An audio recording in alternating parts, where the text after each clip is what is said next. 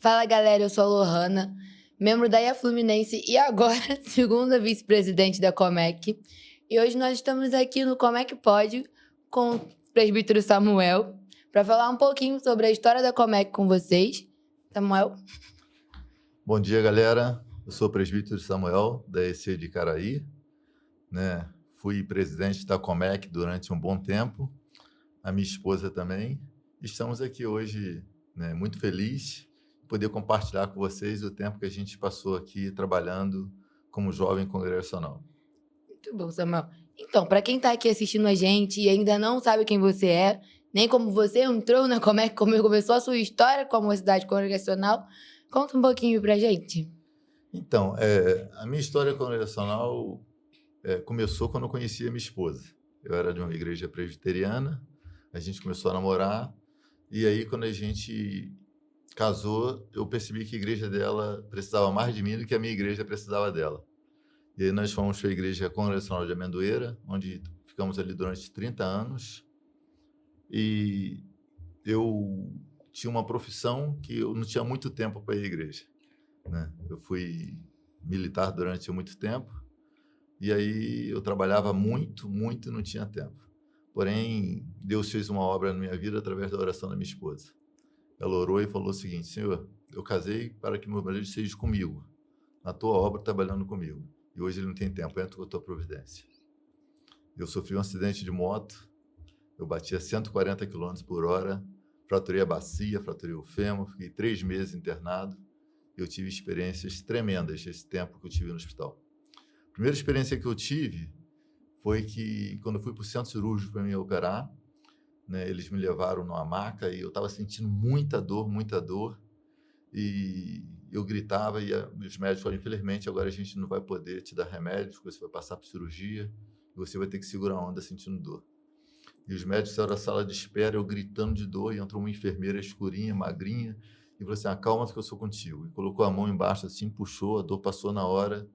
E eu falei: gente, vem cá, eu quero falar com você. E ela saiu, os médicos entraram: olha, infelizmente percebemos que você teve hemorragia interna, você não vai ter como operar agora, e nós não temos meios de te operar aqui nesse hospital. A gente vai transferir você para o HTO, já conseguimos uma vaga para você lá, e você vai para lá. E aí, quando eu cheguei no quarto, eu falei: eu quero falar com a enfermeira lá do centro cirúrgico. Aí trouxeram uma branquinha, eu falei: não, é outra. Aí trouxeram uma lourinha, eu falei: não, é uma escurinha, magrinha. Esse rapaz, você está delirando. Não existe enfermeira nenhuma escurinha no centro cirúrgico. Eu pude perceber que Deus enviou um anjo para cuidar de mim naquele momento. Ali houve um processo de mudança e transformação na minha vida. Eu estava deitado, achando que minha vida tinha acabado, desistindo de viver. Um dia liguei para casa pela manhã, meu filho tinha 6 meses, ele pegou o telefone e eu estou: alô, alô, ninguém respondia. Ele falou pela primeira vez: papai. Aí eu falei: Deus me perdoa, mesmo que eu fique na cadeira de roda, eu quero viver. E começou o processo de transformação na minha vida. Aí eu fui transferido para o HTO, fui operado, e voltei para casa, fiquei quase um ano em cadeira de roda. Aconteceu um outro milagre, eu vim voltar a andar, porque eu perdi o movimento da perna esquerda, botei 2 próteses, 8 parafusos no quadril. E um dia minha esposa foi para a faculdade, eu fiquei cuidando do meu filho, já estava fazendo tudo em cadeira de roda. Ele saiu da varanda para o quintal, enquanto eu fui atender o telefone na sala, ele virou com o andador e bateu com o rostinho no chão, sangrando. Eu desesperado, falei: meu Deus, e agora como que eu vou socorrer meu filho? Comecei a gritar para socorro, não tinha ninguém. Eu parei a cadeira de roda, peguei a chave do carro na porta do banheiro, travei a cadeira de roda, levantei, eu fui tateando, peguei meu filho no colo, fui até o carro, e cheguei no carro, meu pai chegou, disse: o que houve? Eu falei: meu filho caiu, eu tô levando. Você não pode. Eu falei: eu vou levar. E aí, quando chegou no hospital, lá perto da minha casa mesmo, meu pai levou lá para dentro, eu fui sair, eu caí. E aí, quando cheguei no hospital, o médico disse: olha, eu não sei o que aconteceu com você, mas você vai voltar a andar, você recuperou o movimento da perna. E aí Deus falou para mim: agora você vai ganhar vidas, vai deixar a tua antiga profissão, e você agora vai ganhar vidas. E aí eu falei: tá bom, Senhor, vou me envolver com vidas. E aí eu cheguei na minha igreja, eu falei: Senhor, o que o Senhor quer que eu faça aqui? Aí Deus falou assim para mim: assume a mocidade.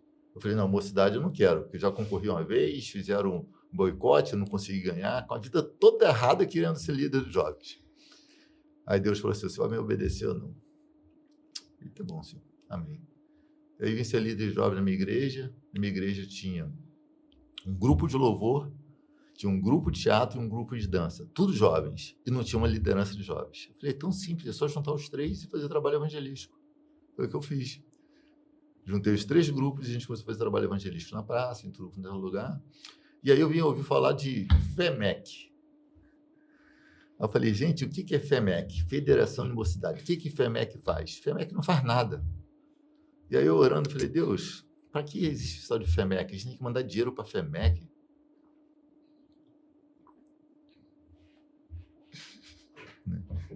A gente tem que mandar dinheiro para a FEMEC. Para que existe a FEMEC? E aí eu falei assim, e o que eu faço na FEMEC? Nada. E aí eu fui lá visitar a FEMEC.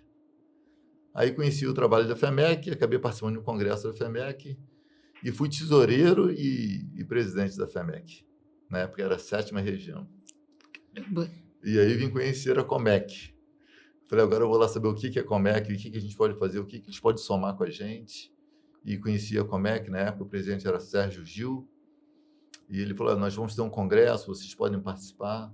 E aí nós fomos para o congresso com minha esposa, eu tinha uma van, levei a diretoria.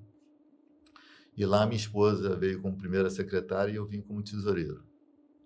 Né? O Sérgio Gil era o presidente, o vice-presidente era pastor Júlio, né, da região oceânica, e minha esposa a primeira secretária. E o Sérgio Gil, ele foi para Cuiabá, no campo missionário, e o pastor Júlio saiu, abandonou, né? Não sei por qual motivo na época. E aí minha esposa grávida assumiu a Comec como primeira secretária. E aí começou nosso trabalho em 2000 na Comec. Em 2002 fizemos um congresso em Angra, né? Foi muito bom, veio ônibus da Bahia, né? E ali eu fui eleito presidente, o vice-presidente Rogério, né? Minha esposa veio secretária, Gilmara, segunda secretária, e Niel veio como tesoureiro. Foi um tempo muito bom que nós trabalhamos juntos e fizemos muita coisa aqui na Comec. Que legal, que história bonita, que inspirador de verdade. E como é que era a realidade da Comec 2020? Gente, primeiramente, desculpa a minha voz. Tô trabalhando aqui, tô esforçando, mas eu gastei minha voz no final de semana no congresso da Comec. Então vamos estar um pouquinho danificado, mas tá indo. Como é que era a realidade da Comec em 2002, Samuel? Como vocês estavam? Bom, era assim, muito difícil, porque nós não tínhamos recursos para trabalhar, a gente estava pagando o 19º andar, então nós não tínhamos cota, né? Praticamente a gente trabalhava com dinheiro do próprio bolso. Eu tinha uma van na época, como eu sou aposentado, e o dinheiro da van praticamente a gente usava para as viagens, para os congressos, para visitar igrejas. Então era muito difícil para a gente, mas fizemos muitos trabalhos legais. Por exemplo, meu vice-presidente, Rogério, a gente criou o projeto Jovem Vai ao Campo.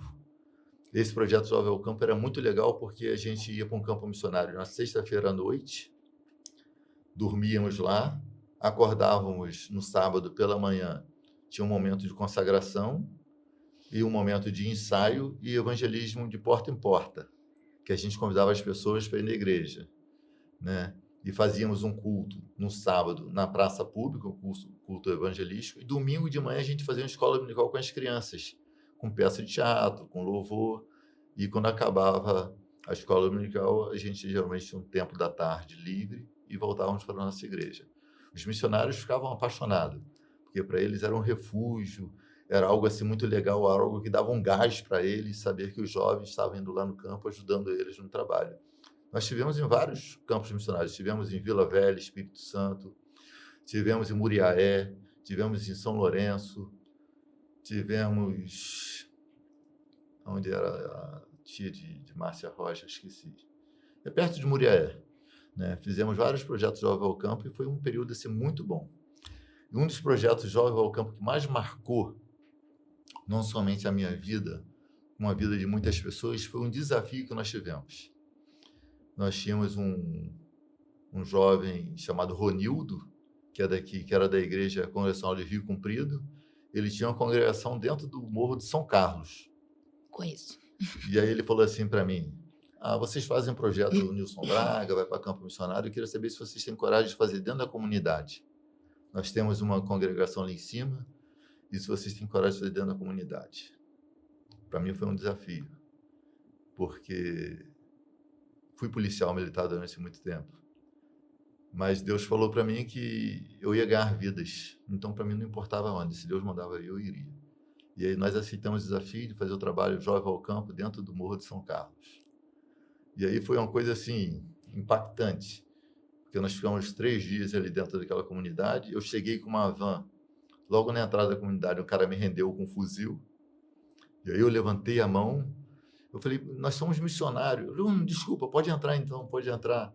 Tá liberado, passa. E aquele jovem com fuzil tinha uma maquininha de música, ele estava com um fuzil cantando Restitui. É isso, Eu quero né? que restitui que é meu. Nós trabalhamos ali dentro, fizemos um trabalho evangelístico tremendo ali dentro. Foi algo assim que marcou a minha vida e todos os jovens que estiveram ali. E o Ronildo falava assim, não anda sozinho, porque está escrito na sua cara, né, que você é militar, o seu jeito, anda sempre em grupos. E ali nós fizemos um trabalho muito bom. Nós dividimos vários grupos e viemos em vielas, em praças, evangelizando. Eu me recordo que a gente foi no alto de uma comunidade chamada Biquinha. E a gente estava subindo ali em cima da Biquinha. E aí a Kelt, que hoje é missionária da PEC, né, que é da Igreja Amendoeira, a Kelt ficou no corredor conversando com os adolescentes, os jovens foram subindo. Eu falei, Kelt, vamos logo, para não ficar sozinha. E ela, espera só um pouquinho. Eu falei, meu Deus, todo mundo subindo e Kelt aqui, eu vou ficar com a Kelt. Aí eu falei, Kelt, não pode, Kelt, tem que andar junto. Ela, pois é, eu estava falando de Jesus ali para os adolescentes, e 3 adolescentes aceitaram Jesus. Aí eu falei, Deus, obrigado. Faça do jeito que você quer fazer. E chegou ali em cima na Biquinha, parecia que estava no céu, vendo vários jovens da Comec, assim, em cada canto, orando com as famílias. Várias famílias recebendo oração, e estava perto do horário do almoço. Eu falei, pessoal, acabar a oração, vamos descer, porque está na hora do almoço para a gente descer junto. E aí eu, assim, meio afoito, fui descendo sozinho, entrei num beco, e aí veio um cara com uma motocicleta, com a metralhadora no colo. Eu nunca mais esqueço, uma metralhadora Coral, esmaltada, nunca tinha visto uma igual. E ele disse, ei, meu irmão. Eu falei assim, o que foi? Pô, tá todo mundo orando, o pessoal ali, ora por mim aqui também. Aquele jovem, me embolei todo na oração e orei por ele. E eu falei, é o Espírito Santo que conserta. E nós fizemos um culto numa quadra de esporte que tinha caixa de som para o Maracanã. Ia ter um baile funk. E aí o dono do morro na época era o Ropinol, Macaé.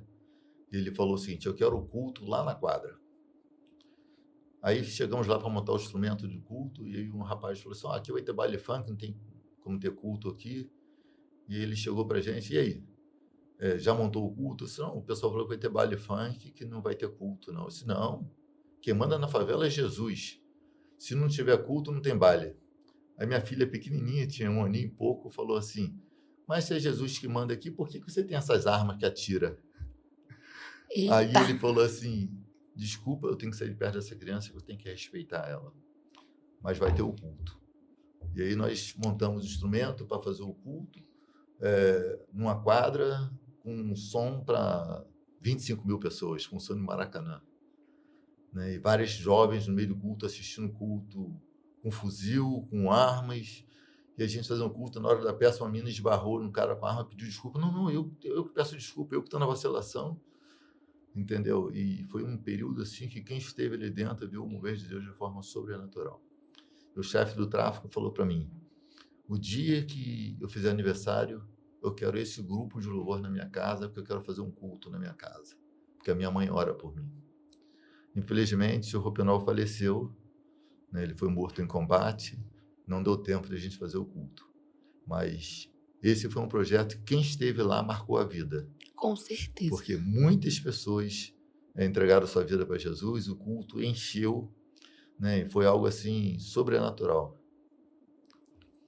Imagino. Sei nem como perguntar depois disso.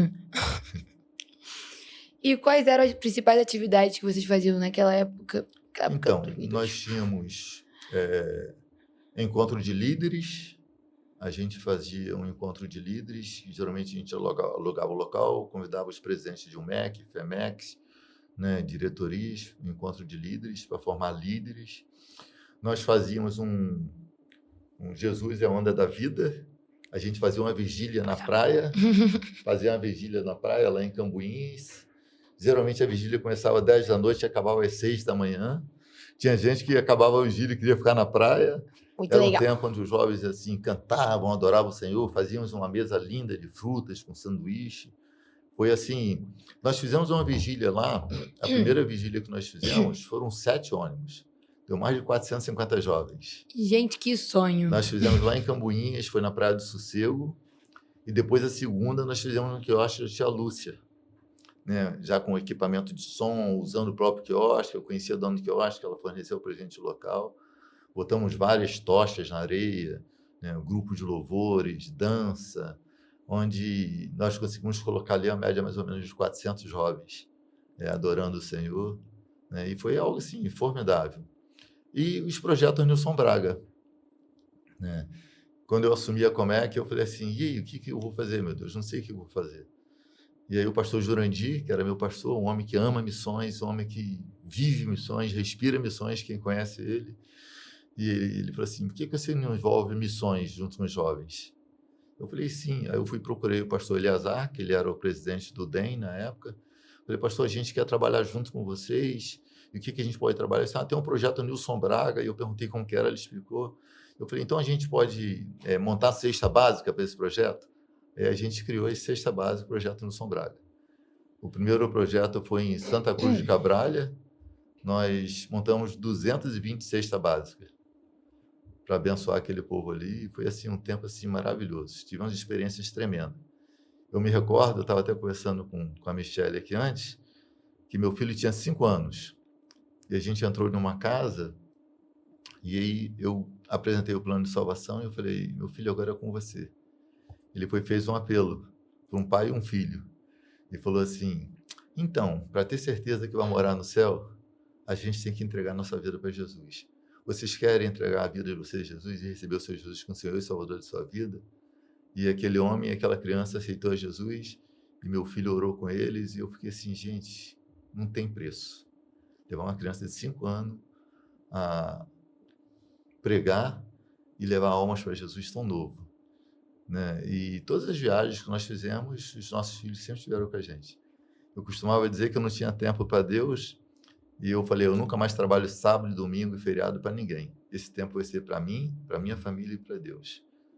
E Papai do Céu nos proporcionou assim em muitas regiões. Nós rodamos o Brasil pela Comec, né? E foi muito bom. E íamos sempre de carro. O pessoal fala assim, esse casal é doido. Sim. Eu tava aqui agora reclamando que a gente passou 11 horas dentro do ônibus e eu não tava nem dirigindo.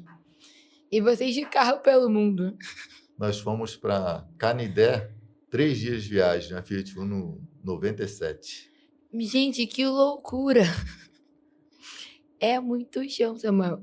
E é importante, né, ter a família com você, ter o apoio, ver que eles estão ali, estão envolvidos, porque às vezes tem muita gente que não tem isso, né? A gente se vê sozinho ali.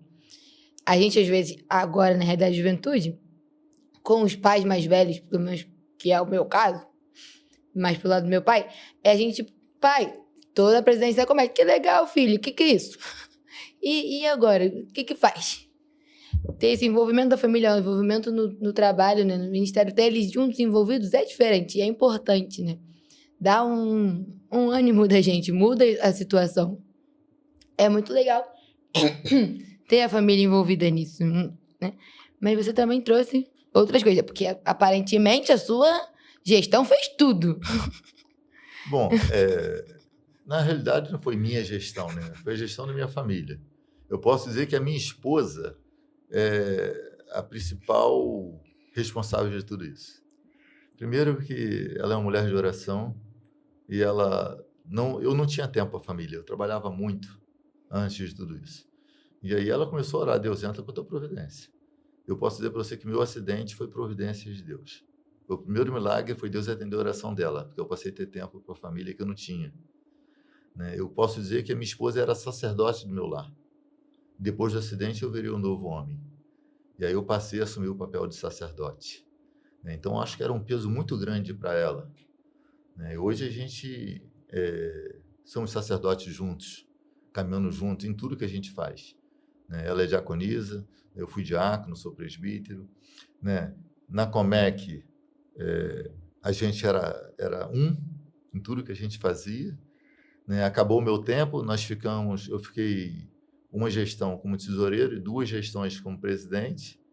Depois, pelo fato de não ter mais idade, ela assumiu a presidência, né? Porque ela é mais nova do que eu, 5 anos mais nova do que eu, ela assumiu a presidência, ela ficou 2 mandatos na presidência, e depois que ela saiu da Comec, veio o Niel. Mas na gestão dela, ela fez essa revista, o Exemplo Jovem, fez 2 edições da revista O Exemplo Jovem, né, que está aqui. Esse congresso aqui em Curitiba, né, está aqui uma camisa que eu ganhei dos jovens. Aqui tem a assinatura de todos que participaram do congresso. Tem o meu amigo Adalgiso, que hoje ele não está mais, mas ele trabalhava muito no Incone, né? E eu guardo com muito carinho. Nesse congresso em Curitiba, a minha esposa foi eleita presidente em meu lugar. Ela lutou muito com Deus. Ela não sei se eu quero, não sei se eu quero, não sei se eu quero, mas ela teve uma experiência com Deus lá e Deus falou para ela, você vai assumir. E é engraçado que foi numa época que o governo do estado do Rio de Janeiro era Garotinho. E Garotinho saiu, entrou a esposa dele, Rosinha, né? E aí aqui na USB o pessoal chamava a gente de Rosinha e Garotinho. Muito bom. E qual foi o maior desafio que vocês passaram naquela época? Bom, o desafio era muito grande, porque uma vez eu recebi uma carta de um jovem da Amazonas.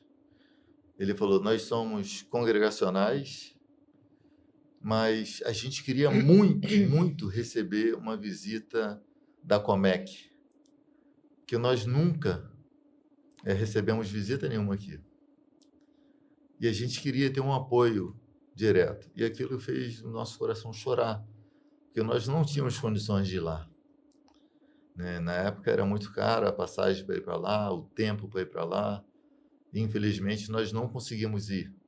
Nós conseguimos trazer alguns jovens nos nossos congressos, né? O que a gente fazia? A gente fazia um preço. O pessoal do Rio, né, que era o pessoal daqui, e as pessoas de outras regiões, a gente colocava, tipo assim, 20% do valor do congresso, para ter condições de trazer eles a participar, conhecer a Comec, a participar com a gente do congresso, para valorizar as pessoas de outras regiões a participarem com a gente. Até mesmo um congresso que eu fui eleito presidente, que foi em Angra, acho que vieram 3 ônibus da Bahia. Foi muito legal. Sabe o que é engraçado? A gente passamos muito tempo no ônibus ontem. Então a gente falou de muitos assuntos, né? E os meninos até da região de vocês estavam com essa preocupação. Eles estavam conversando no meio do ônibus, eu estava lá na frente, a gente estava ouvindo de longe. E eles falando, gente, como é que a gente vai fazer, né?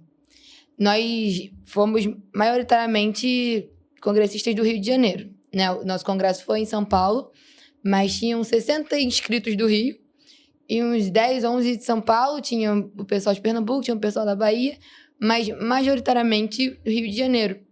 E aí eles ficaram preocupados com isso, porque eles começaram a levantar as questões de por que o congresso não ser no Rio? Seria muito mais fácil pra gente.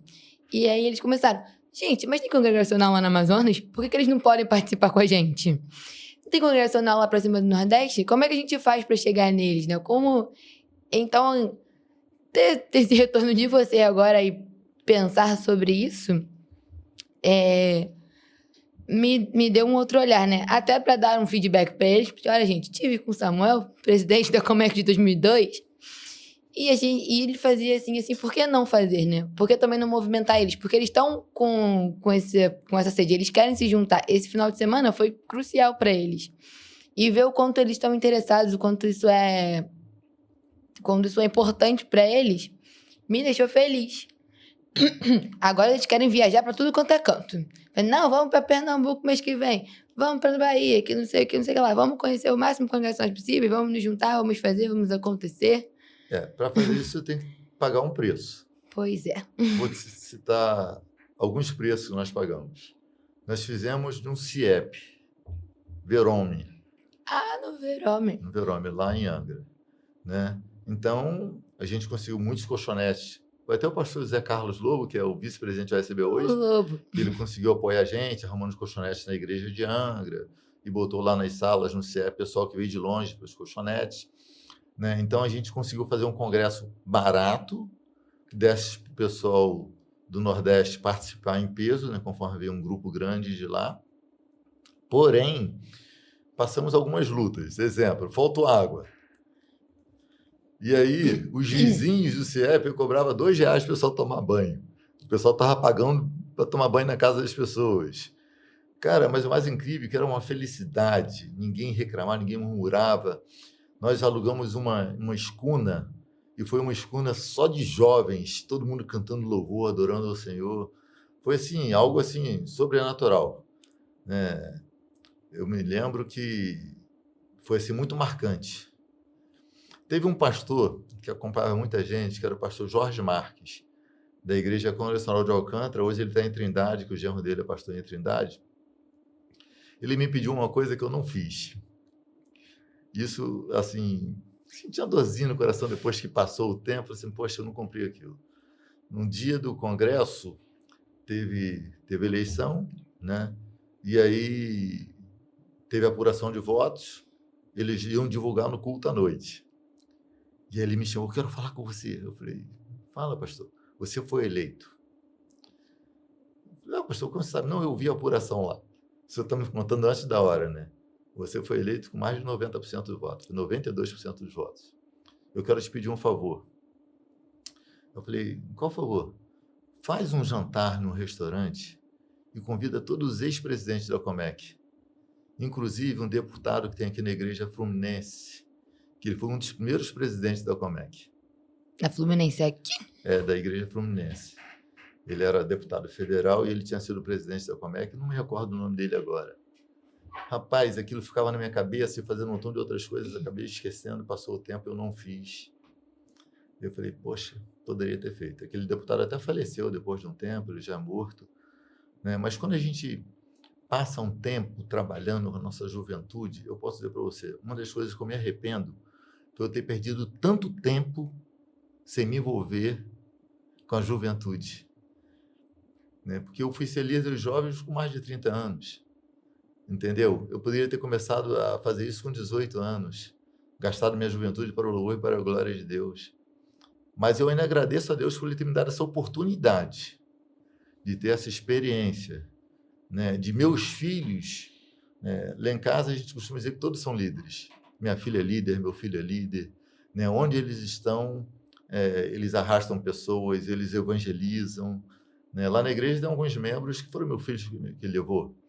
Meu filho, todo o projeto do Nilson Braga, que ele ia, a gente fazia o aniversário dele no projeto. O primeiro ele tinha 5 anos.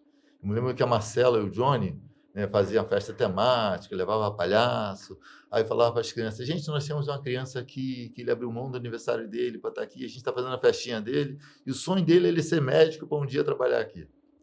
Né? Hoje meu filho tem 27 anos, é médico, é formado, a minha filha tem 22 anos, está terminando engenharia na UF também. Né? Lá na igreja tem pessoas que são membros da igreja hoje que meu filho levou para a igreja, convidou e está na igreja. Tem membros da igreja que minha filha levou. Né? Então eu louvo a Deus por isso, porque a gente deixa um legado. Né? E a gente usar a nossa juventude para o louvor e para a glória de Deus é algo tremendo. Porque eu entendo que a força da igreja é a juventude. A juventude que faz a igreja girar, que faz o movimento acontecer, faz as coisas acontecerem. A igreja que tem uma juventude forte, a igreja cresce. É verdade. Nós estamos enfrentando algumas dificuldades, né, hoje em dia, com as questões da juventude, né? Nós não somos tanto jovens quanto éramos antes. A gente está trabalhando para revitalizar, né? Revitalizando algumas federações, inclusive, que estavam paradas, inclusive a minha. Né? A gente está tentando buscar isso porque a gente entende a força do jovem, né? Entende que vai vir da gente, porque as pessoas mais velhas fizeram o que eles podiam fazer, estão fazendo muito ainda, mas ainda falta, e a gente tem a força. Não, por que não ir? E dentro disso, qual você acha que é a maior diferença entre 2002, que era quando você começou tudo, Samuel, e hoje? Bom, Eu não vejo muita diferença, não. Porque nós tivemos muito trabalho em renovar algumas federações também. Eu me recordo que eu fui na igreja de Nova Aliança conversar com o pastor Edson. O pastor Edson foi membro daqui da igreja Fluminense, ele foi eleito pastor lá na igreja Nova Aliança. E eu falei, pastor, eu queria um apoio do senhor em relação aos jovens, trabalhar na Comec, não sei o quê. E ele falou bem assim para mim, eu tenho 2 crises na igreja. Uma delas é o jovem. O dia que vocês fizerem alguma coisa para ajudar nessa crise, você conta com a gente para apoiar vocês na Comec. Eu fiquei assim, ai meu Deus, o que eu faço? Eu falei, o senhor tem alguma sugestão para nos ajudar? E ele falou, vocês podem fazer festival de música, algo diferente, vocês podem fazer torneio de futebol em nível nacional, vocês podem fazer um montão de coisas que envolvam diretamente os jovens das federações em que eles possam participar. E aí eu falei, legal, nós vamos fazer um festival de música então para começar. E interessante que depois ele mesmo entrou em contato com a gente e falou o seguinte, você pode contar com a gente. Eu me recordo que a Igreja de Nova Aliança, a gente pedia, por exemplo, 200 latas de óleo. E ele dava o valor de 200 latas de óleo para a gente comprar para o Projeto Nilson Braga apoiando a gente. Ou seja, um pastor que logo de início falou que era crise e depois ele passou a apoiar a gente vendo o nosso trabalho, acompanhando eles lá. Então, quando a gente começa a se aproximar, né, e mostrar a nossa cara, quem a gente consegue conquistar alguns. Não é fácil, é muito difícil. Por quê? Porque a maioria das igrejas hoje são muito individuais, vive para si próprio. Né? Nós tínhamos, na nossa época, muitos intercâmbios. Né? As igrejas faziam intercâmbio, jovens conheciam jovens de outras igrejas, queriam conhecer os jovens, os meninos queriam conhecer meninas de outras igrejas, as meninas queriam conhecer os rapazes. Saiu muito casamento disso aí, muitos líderes, muitos pastores, muitos missionários. Né? E hoje a gente vê que isso se apagou um pouco, essa geração aí, Y, né? Que hoje com essa mídia, com a internet, o pessoal está muito aí ligado a telefone, então não tem mais esse tempo que tínhamos de a gente fazer essa integração entre os jovens. Hoje tá realmente... A internet facilitou muitas coisas, né? A gente tem o mundo na mão, a um clique de distância, né? Mas ela distanciou pessoas, a gente não consegue mais fazer isso. Por que a gente não pode fazer um encontro online? Pra que eu preciso sair da minha casa, do conforto do meu quarto, pra ir à igreja conhecer essas pessoas? Então a gente realmente tem essa dificuldade com a tecnologia hoje, né? E a próxima pergunta é justamente sobre isso. Como era liderar sem esses recursos? Porque ela atrapalha, a internet atrapalha, mas a gente tem a facilidade da comunicação. As informações chegam muito rápido. Às vezes elas não são disseminadas como a gente espera que elas sejam, né? Mas como é que era para vocês? Bom, minha esposa como secretária, ela chegava aqui às quarta-feiras de manhã, ela pegava o telefone e ligava para a maioria das federações e das igrejas que não estavam envolvidas. Pegava o telefone dos jovens, dos líderes, dos pastores, e ela fazia esse contato assim, tete a tete, um a um, inclusive para levantar os recursos para as cestas básicas. Ela ligava aqui, ligava ali, pastor, poxa, a gente quer ir, mas não tem recurso. Eu me lembro que o pastor Josué Cordeiro, ele era o presidente da SPIC. Assim, pastor, a gente quer ir aí em São Paulo, mas a gente está... Não, a gente paga a passagem de vocês, vem para cá então. Vem para cá se envolver com a gente. Então, a gente participou de alguns congressos lá na SPIC, que ele pagou a nossa despesa para irmos para lá, porque nós não tínhamos recursos, né? E nós fomos lá em alguns eventos, e outras regiões também, as pessoas ajudavam a gente a estar presente. E quando não ajudavam, a gente tirava do próprio bolso. A gente pagava, a gente fazia o sacrifício que podia, a gente ia, né? Mas eu vou dizer uma coisa para você, foi um tempo em que Deus operava muito milagre. A gente fazia muito com pouco, né? E a gente viu o agir de Deus, que é algo sobrenatural, né? Não tem como explicar, é imensurável. A satisfação de ver jovens participando, de ver jovens se convertendo, né? Eu me recordo que a igreja do bairro Fluminense, o pastor Ele está lá até hoje. Estou querendo lembrar o nome dele aqui, daqui a pouco eu lembro. Agora, pastor Fábio. Simões. Isso. Fábio Simões, ele está lá até hoje. Né? Ele falou, olha, eu quero fazer um culto jovem aqui, mas é um culto evangelístico. Vocês podem vir aqui, dar uma palavra aqui? Eu falei, vou. Não, eu quero que você dê um testemunho seu forte de quando você trabalhava. Então, eu vou ir. E foi muito legal que nós fomos lá, né, num dia de sábado. E eu acho, assim, o mais maravilhoso que eu vi lá é que eu cheguei lá na igreja, a igreja estava vazia. E eu chegou antes, sentei, né? Eu e minha esposa e meus filhos. E aí, de repente, me saem um jovem de uma sala lá. Oi, tudo bem? Eu falei, tudo bem. O senhor é seu Samuel? Eu falei, sou eu mesmo. Ah, vem aqui na sala aqui que nós estamos orando. Aí cheguei numa sala, eles já estavam uns 30 minutos orando pela mensagem e pelos visitantes. Tinha um grupo mais ou menos de uns 40 jovens orando. Eu fiquei assim, gente, que formidável. Se ajoelha aqui. Eu fui me ajoelhei, eles colocaram a mão na minha cabeça e começou a orar. Sabe, de uma maneira que eu falei assim, Deus, obrigado. Eu estava tenso, nervoso. E quando nós voltamos da sala para orar, que nós chegamos na igreja, a igreja estava lotada e tinha muito visitante. Eu posso dizer para vocês que tinha uns 100 visitantes, a maioria tudo do bairro. Porque eles tinham um desafio de cada um levar 2, 3 visitantes, e isso funcionava. Ele convidava um amigo do colégio, amigo do trabalho, vizinhos. Olha, pô, vai ser legal, vai ter um culto jovem, depois vai rolar uma brincadeira, vai rolar um lanche, vamos lá com a gente e tal. Eles oraram durante o mês todinho por essas pessoas para que eles fossem. Eu me recordo que eu dei um testemunho naquela igreja, e quando eu acabei o testemunho, eu fiz um apelo, e foram mais de 30 jovens lá na frente aceitando Jesus. Eu falei, pô, não tem preço. Não tem preço. Né? Então, usar a nossa juventude para o louvor e para a glória de Deus não tem preço. Né? E uma das coisas que eu acho que a gente tem que visar, jamais esquecer como jovem, é levar o jovem a amar missões. Levar o jovem a orar pelos missionários, escrever carta para o missionário, mandar mensagem, mandar e-mail, seja o que for. Não esquecer o missionário e, se possível, visitar o missionário. Né? Porque o missionário se sente tão renovado. Hoje eu falei com o Martinha pela manhã, Martinha, eu estou indo lá num podcast da Comec, estou nervoso, e não estou orando com você, vai dar tudo certo, cara. Só você falar o que você faz e vai dar tudo certo.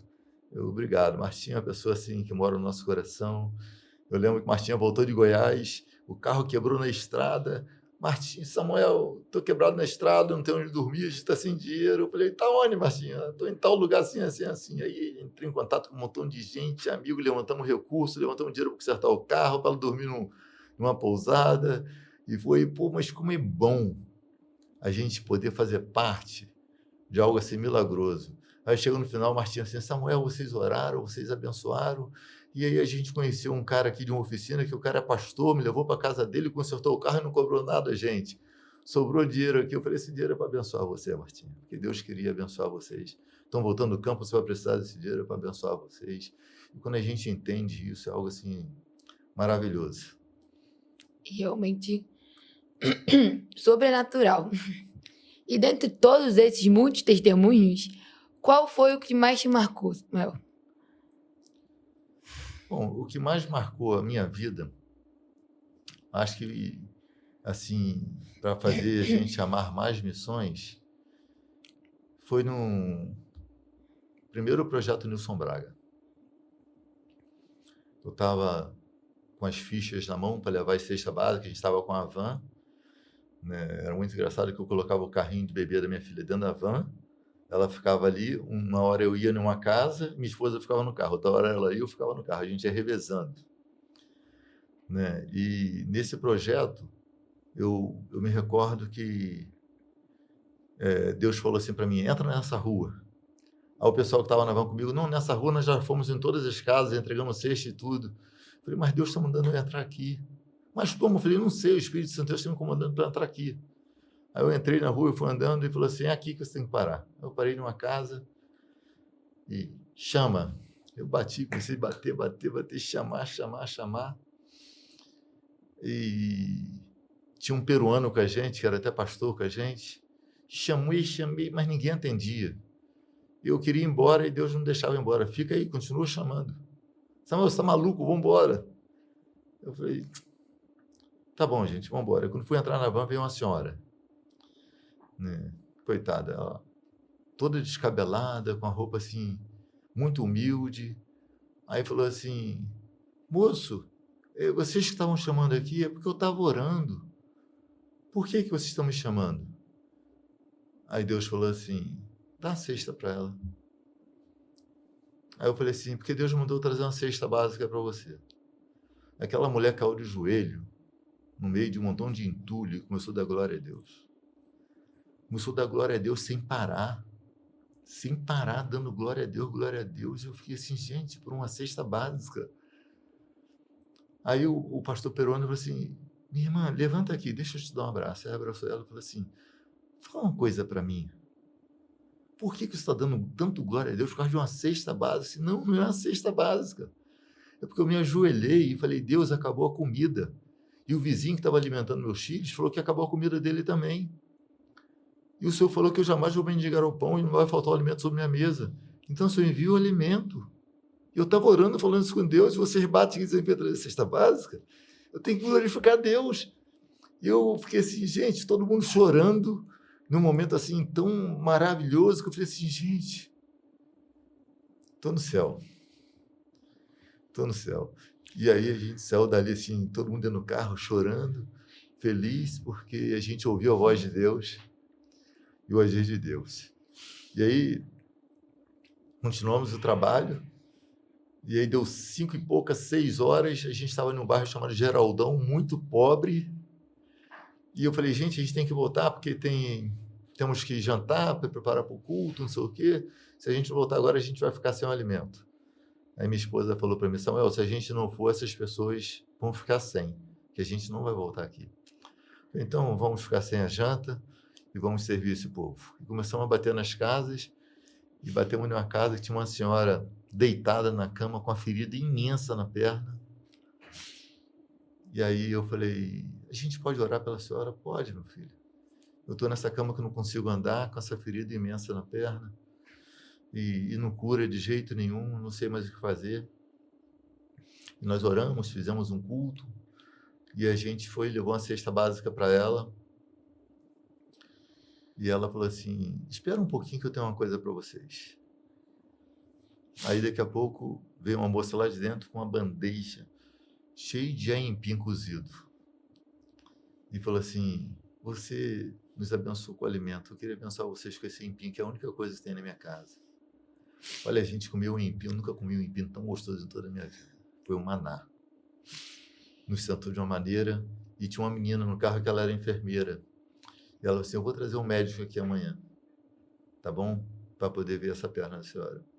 E foram lá, deram uma injeção de bezetacil nela, fizeram o curativo. 3 dias depois, aquela senhora estava lá no culto, andando. Já estava 1 mês sem andar. Andando, dizendo que Deus fez um milagre na vida dela.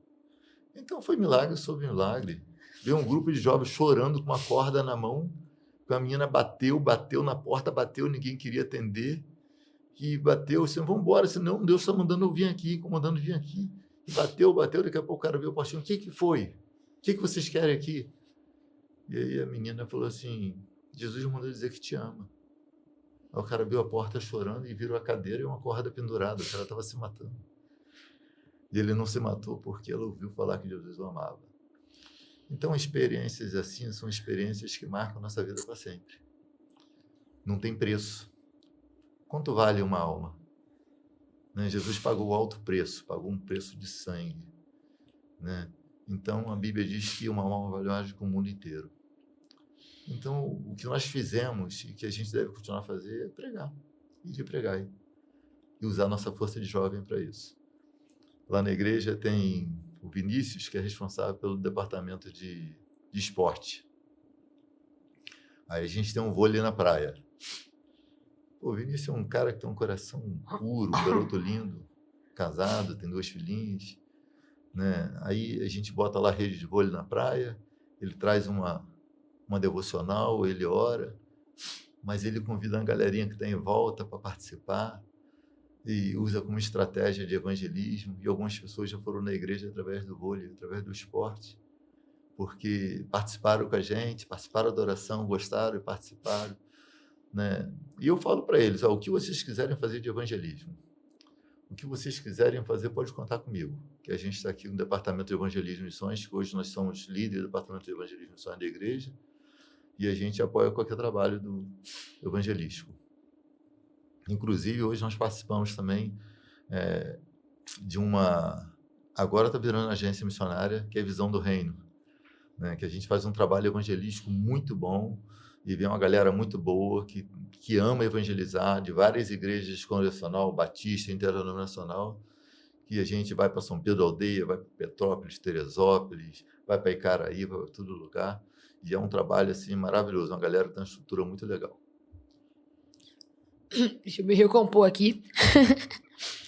A gente vê o quanto é importante, né? O jovem se colocar à exposição, se colocar mesmo a servir a Deus. A gente não escuta mais histórias como essa, ou a gente não escuta mais testemunhos como esse. Acho que porque a gente, às vezes, declina muito, né? O que eu vou fazer. Olha, eu vou até aqui e no mais o senhor faz, mas meu limite é aqui, né? A gente não se coloca à disposição como vocês se colocaram. A gente não vai, sabe? Não se dispõe ao extraordinário de Deus. São testemunhos lindos. A gente podia ficar aqui o dia inteiro e eu choraria com você o dia inteiro, Samuel.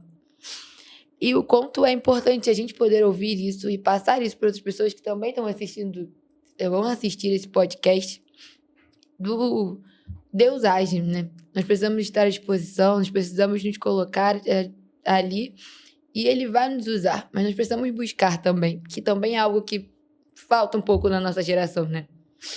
A gente tem a facilidade da internet, mas a gente não usa isso pro bem. Pro nosso bem, no caso. A gente tem tudo aqui. A gente pode pegar o chat GPT e fazermos tudo completo, mas a gente não usa para isso. A gente usa para fazer texto pronto de aniversário para nossos amigos. Ou então para fazer uma redação que a gente não gosta. A gente tem a facilidade na mão, a gente não usa isso. A gente, às vezes, precisa ser impactado com pessoas como você. Inclusive, obrigada por vir aqui hoje, pela exposição e por nos passar isso, para refletir, pensar, e aí, gente, a gente vai fazer o que agora? Porque Deus faz. Deus pode nos usar. E por que Ele não nos usa como Ele usou Samuel na época dele? Por que Ele não usa como não usou Márcia, como não usou sua família? Por que a nossa família também não pode estar ali com a gente no nosso meio, nesta missão também? E como trazer isso e como fazer isso, né? Então, ouvir isso de você hoje é realmente muito importante. E eu queria saber, em meio a isso tudo, qual é o conselho que você daria para a juventude hoje? Deixe o Senhor te usar, né? Não perca tempo. Não perca tempo. Use a sua juventude para a glória de Deus, né? Eu saio de casa todos os dias. Hoje eu trabalho na rua, trabalho por conta própria, sou vendedor. E a minha oração, eu peço a Deus que coloque alguém diante de mim que queira ouvir a mensagem. Coloque alguém pronto a ouvir a mensagem. E eu me recordo que eu trabalhando, e eu falei, poxa, Senhor, eu pedi tanto que o Senhor me desse uma pessoa hoje, e trabalhei o dia todo, 5 horas da tarde, não veio ninguém. E aí bati numa última casa, uma senhora, Dona Maria, oi, Samuel, tudo bem? Eu falei, tudo bem. E a senhora? Não estou bem, não. Eu falei, por quê? Minha vida está de perna pro ar, meu filho está fazendo um montão de besteira, meus netos também.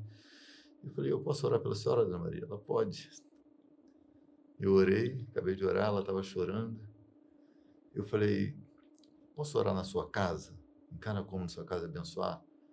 Porque a Bíblia diz que quando a gente pisa a planta do nosso pé, a gente santifica esse local. E quando eu entrei na casa dela, comecei a orar, eu senti uma opressão grande, comecei a repreender e orar, e andar nos cômodos. Quando eu entrei no quarto, tinha um altar com São Jorge imenso. E ali eu repreendi aqueles demônios ali, e orei, saí. E eu falei, Maria, Deus te mandando falar uma coisa para você. Ele disse, pode falar. Você quer tomar a decisão de entregar sua vida a Jesus e mudar a história da tua vida por completo? Ela quer. Mas Jesus não aceita dividir a glória dele com ninguém. Você serve a Deus ou você serve essas imagens? Ela pode tirar. E aí eu falei assim, não vou tirar agora não. Eu vou orar. Semana que vem eu volto aqui e tiro. Porque eu sei que os filhos dela são todos espírita. E tirar aquela imagem lá, eles poderiam ficar chateados e tal. E eu achei melhor não. Cheguei em casa, falei com minha esposa, ela fez bem não ter tirado. Mas ora e jejua para semana que vem você voltar. Não fala nada com ela. Se chegar na casa dela, ela mandar você tirar, você tira. Falei, tá bom. Fui na casa dela, ela me ofereceu um cafezinho, tomei o café, batemos um papo. E aí ela me pagou, porque ela pagava semana. E eu falei, obrigado, Maria, estou indo então. Tá? Ela disse, você já vai? Eu falei, já. Ué, mas não vai tirar a imagem, não? Eu falei, tá bom, Ana Maria. Eu fui peguei um saco, já estava no carro, botei aquela imagem, quebrei aquela imagem, orei, repreendi. E aí guardei dentro do saco e joguei no mato. Depois eu voltei, Ana Maria, como que a senhora está? Ah, minha vida é outra. Meu filho estava envolvido, meu neto estava envolvido com tráfico, já está trabalhando, está indo na igreja comigo. E essa semana eu estive com ela, ela falou assim, já tem 1 ano que eu estou na igreja. Desde quando entreguei minha vida para Jesus ali naquela varanda. E minha vida é outra. Então, gente, não tem coisa melhor. Não tem coisa melhor do que isso. Né? Em relação a esse negócio de imagens, nós tivemos algumas experiências assim tremendas. Lá em Piauí, Campo Maior, nós entramos numa casa que o chão era terra batida, uma casa de pau a pique, mas tinha tanto quadro, era Santo Expedito, Padre Cícero, era tanto quadro, tanta imagens, uma miséria. A gente entrou naquela casa, a gente orou, a gente deu a cesta básica, a gente apresentou o plano de salvação e a senhora entregou o coração dela para Jesus. Né? E aí entregou o coração dela para Jesus e nós oramos com ela e o Espírito Santo vai e fala para mim novamente, Deus não aceita dividir a glória dele com ninguém, você serve a Deus ou serve a essas imagens? Ela pode tirar tudo. E tirei aquelas imagens, fizemos uma pilha imensa lá de fora, joguei álcool em cima. Caramba. E começamos a queimar. Pegava fogo, mas a imagem não queimava. Falei, gente, olha que incrível, tá cheio de fogo, não queima isso, vamos orar. Aí começamos a orar e pluf, explodiu. Aí um amigo começou a tirar umas fotos, que estava no projeto no São Braga, começou a tirar umas fotos. Acho que a Márcia até lembra disso, que a gente mostrou para ela.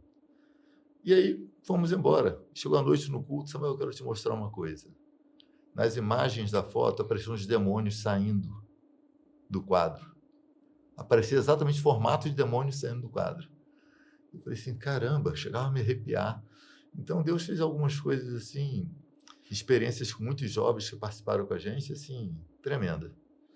Né? A gente participava no Nilson Braga com a cesta básica, a gente trabalhava junto com as artes, com o teatro, a gente ia para a rua evangelizar juntamente com eles, todo o tempo que estava junto. Vou dar um último testemunho, que esse aqui eu já falei em alguns lugares.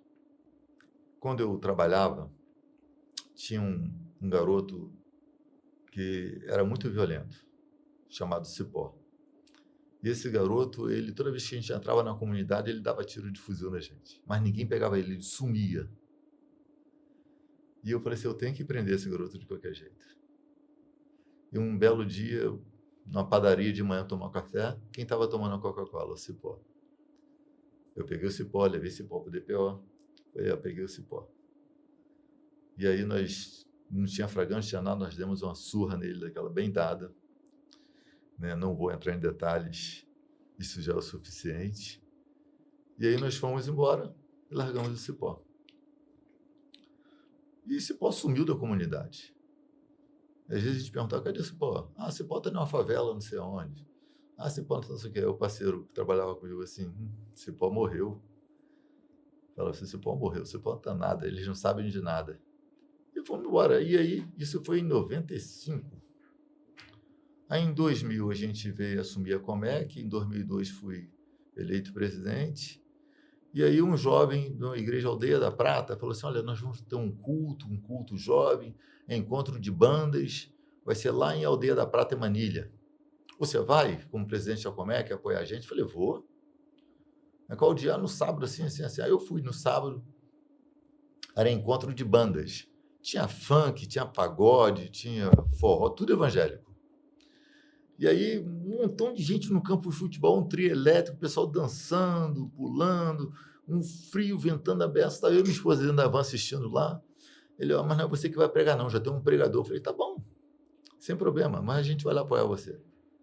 Aí acabou o culto, ou acabou os grupos, as bandas tocando.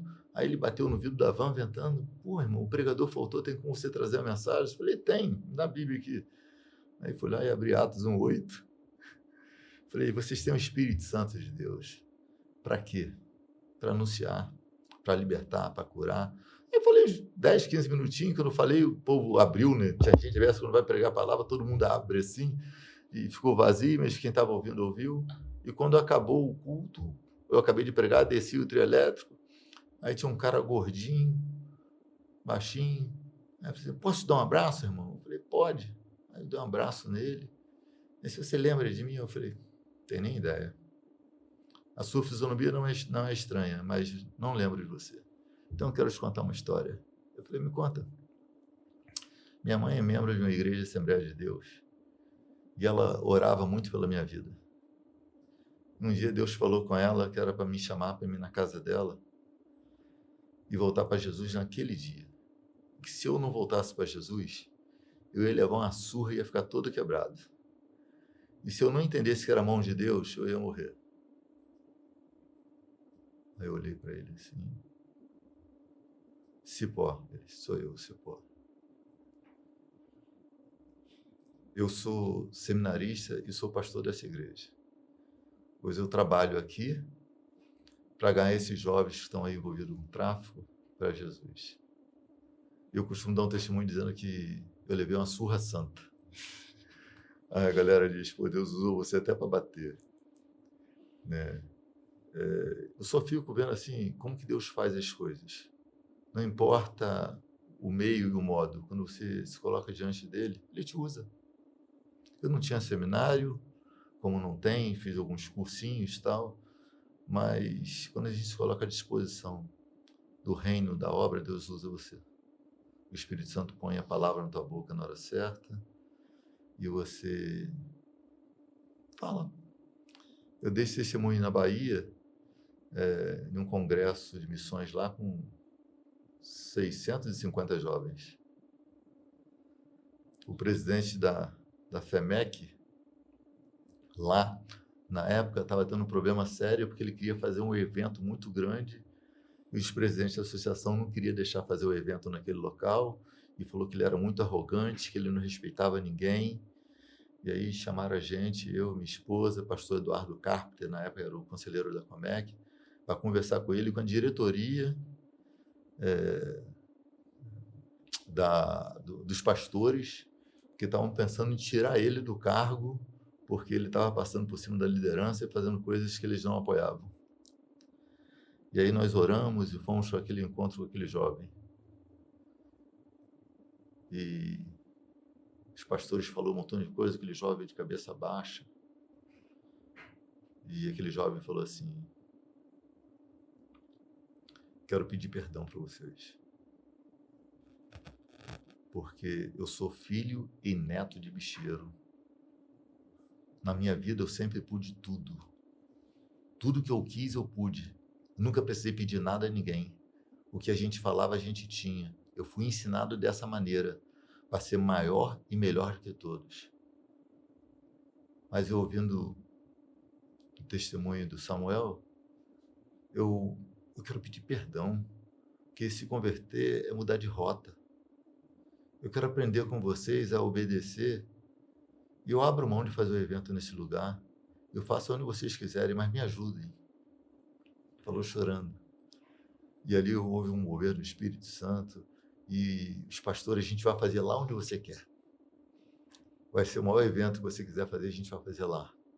Que a gente entendeu que aqui houve um mover do Espírito Santo e você realmente entendeu o que é servir a Deus. É isso. São muitas experiências. Se eu for contar aqui, Vamos ficar o a dia gente inteiro vai aqui. lembrando, fica o dia inteiro. Eu fico feliz, eu quero agradecer muito a vocês, né, por estar aqui, por fazer parte disso aqui. Eu louvo a Deus pela sua vida, por toda a diretoria. Realmente amem essa obra, ajudem outros jovens, abracem outros jovens, caminhem junto, porque passa muito rápido. Parece que foi ontem. Eu costumava dizer que eu ia ser igual ao Dalgisa, eterno jovem. Mas a idade vai chegando, o cansaço chega, o corpo já não acompanha mais. Mas a gente faz o que a gente pode. É isso. E a próxima pergunta era justamente sobre isso. um conselho direcionado. Qual era o seu conselho para a gente, a nova diretoria da Comec? A gente assumiu ontem, estamos fresquinhos. Ontem, dia 23? Isso, dia 23, no dia do Jovem Congregacional, assumimos a nova diretoria da Comec. Lucas Silva, presidente da IEC de São Miguel. Lucas Daniel, primeiro vice-presidente da IEC Pernambucana. Vou ficar devendo a IEC, que eu não sei de cabeça. Segunda vice-presidente, eu, Lohana Martins, aqui da IA Fluminense. Nós temos a primeira secretária, Anne, lá da Bahia. Segunda secretária, Maria Elisa, daqui de Vicente Carvalho. Temos a terceira secretária, a Tati, lá, Tatiane, de Boa Esperança, ali da Sul Metropolitana. Primeira tesoureira, também da Sul Metropolitana, Yasmin Rocha. Nosso segundo tesoureiro, e não menos importante, Felipe Rocha, também da Sul Metropolitana. Sul Metropolitana está dominando aqui nossa diretoria, mas tudo bem. Eu queria que você dissesse o que você nos aconselha pra gente, Samuel, desses 3 anos de mandato. A primeira coisa que eu quero dizer para vocês têm que entender que vocês foram chamados para uma grande obra. Uma grande obra. E a segunda coisa é que vocês são missionários. Né? Todos nós somos missionários. Todos nós somos sacerdotes. Onde você está, você é um missionário. Onde você está, você é uma vitrine de Deus, conforme o pastor pregou nesse domingo. As pessoas têm que ver Jesus através de vocês. Né? Então, que vocês coloquem em primeiro lugar na vida de vocês a missão. A missão de amar o próximo, de amar vidas, de se envolver diretamente com missões. Porque missões nasceram no coração de Deus. Vocês entendendo isso, usar as ferramentas que você tem, como a Comec, para lidar diretamente com missões, vocês vão fazer grandes coisas, porque isso está no coração de Deus. Porque eu entendo que a igreja que não faz missões não cresce. A igreja que não faz missões não cresce. Né? Eu me recordo quando nós chegamos na igreja de Caraí, há 8 anos atrás, tinha um missionário que a igreja investia. Né? Para a glória do Senhor, hoje nós temos 12 campos missionários. E a igreja está investindo. Inclusive, queria deixar o convite aqui, dia 7 de dezembro, nós fazemos um almoço missionário na Igreja Congregacional de Caraí, né? Que a gente quer levantar R$4.500 que a gente envia o 13º aos missionários. Ou seja, todo mês de dezembro, todo ano a gente faz esse almoço, eu mesmo cozinho, vou para a cozinha cozinhar o bobó de camarão, e a gente faz o almoço e a gente consegue levar assim, para os missionários no 13º. Não é grande coisa, mas se a gente investe um valor mensal todos os meses, quando chega no mês de dezembro, o missionário recebe um valorzinho a mais para ele poder comprar um presente para ele, ou fazer uma ceia, alguma coisa dessa natureza. E a gente entende assim que a gente abençoa os missionários. Né? Então, usem isso para a glória de Deus. Entendeu? Trabalhem com o evangelismo, apoiem os jovens a evangelizarem, ajudem eles a fazer isso. Levem eles para conhecer os missionários, ouvir histórias dos missionários, porque, cara, não tem como um jovem participar do projeto Nilson Braga e voltar diferente. Não tem. Porque você vê o agir de Deus o tempo todo, você escuta testemunho o tempo todo. Né? Você vê pessoas aceitando Jesus o tempo todo, é algo assim sobrenatural.